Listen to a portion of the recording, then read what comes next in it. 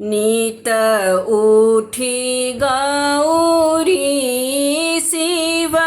के मनाबथी करू शिव दुई बीघा खेत गे माई करू शिव दुई बीघा खेत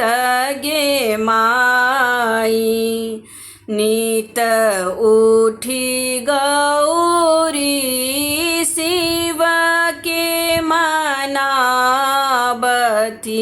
करू शिव दुई बीघा खेत गे माई करू शिव दुई बीघा खेत गे माई जटा के तोरी शिव बारही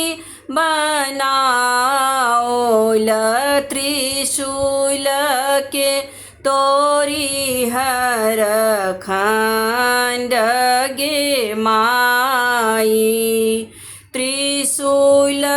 के तोरी हर खंड गे माई ज्योति एकोली शिव बियालाब गेला बसहा के खाइए गेल बाघ गे माई बसहा के खाइए गेल बाघ गे माई एक दिन आहे गौरी खेत देख गेलानी खेत देखी खसली झमाई गे माई खेत देख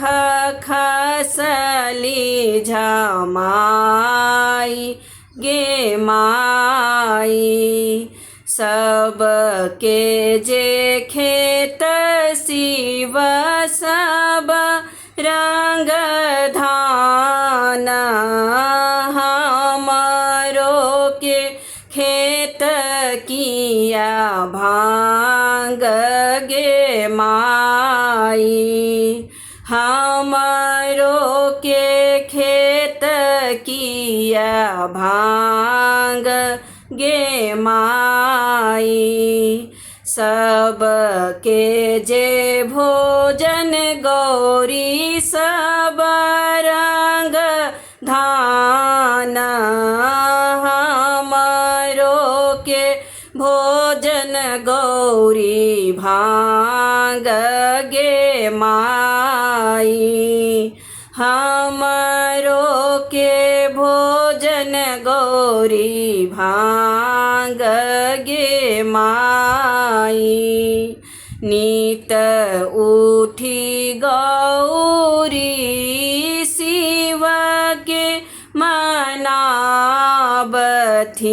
करू शिव दुई बीघा खेत गे माई करू शिव दुई बीघा खेत गे माई करू शिव दुई बीघा खेत गे माई।